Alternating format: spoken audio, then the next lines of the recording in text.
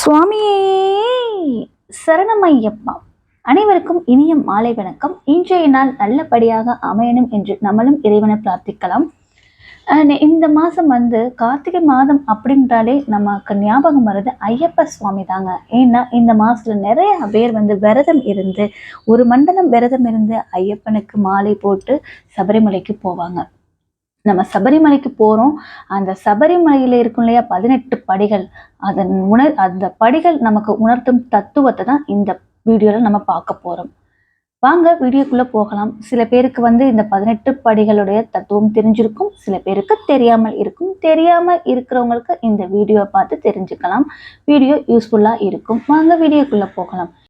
வேண்டுபவருக்கு வேண்டும் அருள் புரியும் சபரிமலை ஐயப்பன் குடியிருக்கும் ஆலயத்தில் அமைந்த பொன்னால் பதியப்பட்ட சத்தியம் நிறைந்த 18 படிகள்.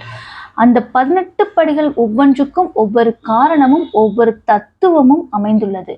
இதை குறித்து தான் நம்ம இந்த வீடியோல பார்க்க போறோம். முதல் படி காமம். பற்று உண்டானால் பாசம், கோபம், மோகம் ஏற்பட்டு புத்தி நாசம் அடைந்து அழிவு ஏற்படுகிறது. இரண்டாம் படி குரோதம்.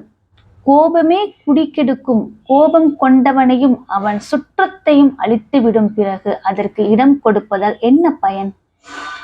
மூன்றாம் படி லோபம். பேராசைக்கு இடம் கொடுத்தால் இருப்பதும் போய்விடும். பேராசை பெரும் நஷ்டம். ஆண்டவனை அடையவே முடியாது. நான்காம் படி மோகம். மதியீனம் ஆண்டவனை அடைய தடையாக நிற்கும் மதில் சுவர். அதை தகர்த்தெறிய வேண்டாமா? ஐந்தாம் படி மதம். மதம் கொண்ட யானையின் கதைதான் வெறி பிடித்தவன் கடவுளால் வெறுக்கப்படுகிறான். ஆறாம் படி மாத்சரியம். பொறாமை கொண்டவனுக்கு வேறு பகையே வேண்டாம், அதுவே அவனுக்கு அழித்துவிடும். ஏழாம் படி டம்பம். தற்புகழ்ச்சி கூடாது, அது அசுரன குணம் அல்லவா, அது நமக்கு எதுக்கு?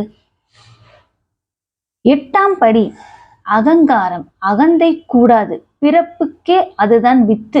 பிறந்து பிறந்து இறந்து கொண்டிருக்க வேண்டியதான் முடிவில்லாத சோகச்சுமை. ஒன்பதாம் படி சாத்வீகம். விருப்பு வெறுப்பு இன்றி கர்மம் செய்தல் வேண்டும். சாத்வீக ஞானம் படைத்தவனுக்கு ஆண்டவன் அருள் எப்பொழுதுமே கிடைக்கும். பத்தாம் படி ராஜசம். பயனில் இச்சை கொண்டு அகங்காரத்தோடு கர்மம் செய்தல் கூடாது. 11ஆம் படி தாமசம். அற்ப புத்தியை பற்றி நிற்பது, மதிமயக்கத்தால் வினை செய்வது. 12ஆம் படி ஞானம். எல்லாம் ஆண்டவனின் செயல் என்று அறியும் பேரறிவு. 13ஆம் படி அஞ்ஞானம். உண்மை பொருளை அறிய மாட்டாது, மூடி நிற்கும் இருள்.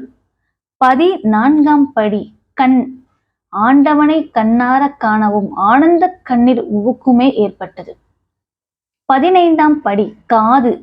ஆண்டவனின் மேலான குணங்களை கேட்டு களிப்பெனும் கடலிலே மூழ்க வேண்டும். 16ஆம் படி மூக்கு. ஆண்டவன் சன்னதியில் இருந்து வரும் நறுமணத்தை நுகர்ந்து புலகாங்கிதம் அடைய வேண்டும். 17ஆம் படி நாக்கு. கடுஞ்சொற்களை உதிர்த்தல் கூடாது, ஆண்டவன் பெருமையை மட்டுமே பேச வேண்டும். 18ஆம் படி மெய். கரங்களால் ஆண்டவனை கூப்பித் தொழ வேண்டும், கால்களால் ஆண்டவன் சன்னதிக்கு நடந்து செல்ல வேண்டும். உடல் முழுவதும் பூமியில் படும்படி விழுந்து ஆண்டவனே நமஸ்கரிக்க வேண்டும்.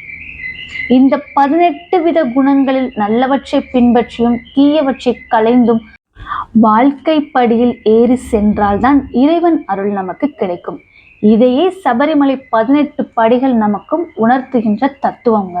இப்போ உங்களுக்கு புரிஞ்சிருக்குன்னு நினைக்கிறேன் 18 படிகளுடைய தத்துவம் நமக்கு உணர்த்துவது என்ன என்றது.